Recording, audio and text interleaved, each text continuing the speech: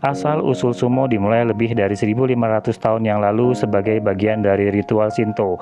Awalnya, pertandingan ini diadakan untuk menghibur para dewa atau kami, sebagai bentuk doa agar panen berhasil.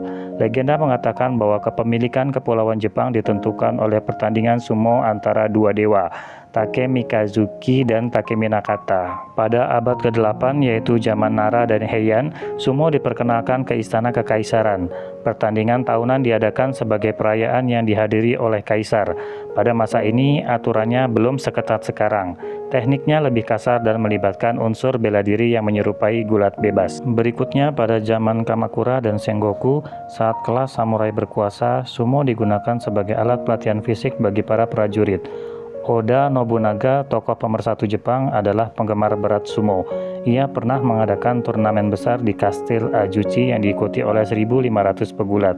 Pada masa inilah dohyo atau ring melingkar mulai diperkenalkan untuk menentukan batas area tanding. Kemudian pada zaman Edo, sumo berubah menjadi olahraga hiburan rakyat yang terorganisir. Sistem peringkat atau banzuke, gaji, dan organisasi resmi mulai dibentuk. Sebagian besar peraturan dan tradisi yang kita lihat sekarang adalah berasal dari periode ini. Ring yang disebut dohyo dibuat dari tanah liat khusus dan dianggap sebagai tempat suci. Atap yang menggantung di atas ring dibuat menyerupai atap kuil Shinto. Sebelum bertanding, pesumo melempar garam ke udara. Ini bukan sekedar pertunjukan, melainkan ritual pembersihan atau purifikasi untuk mengusir roh jahat dan melindungi pesumo dari cedera. Para pesumo tinggal bersama di sebuah asrama yang disebut hea. Kehidupan di sana sangat disiplin dan hierarkis. Pesumo junior harus bangun lebih pagi, masak, dan membersihkan asrama. Rahasia tubuh besar pesumo bukan sekedar makan makanan berlemak, melainkan cangko nabe. Ini adalah sup rebusan berisi protein tinggi, ayam, ikan, tahu, dan sayuran dalam jumlah masif. Mereka makan ini dalam porsi besar,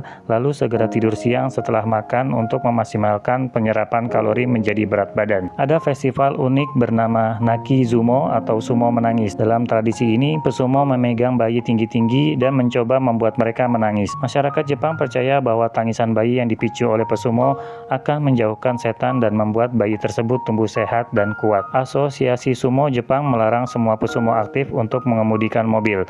Larangan ini diberlakukan setelah terjadi beberapa kecelakaan di masa lalu.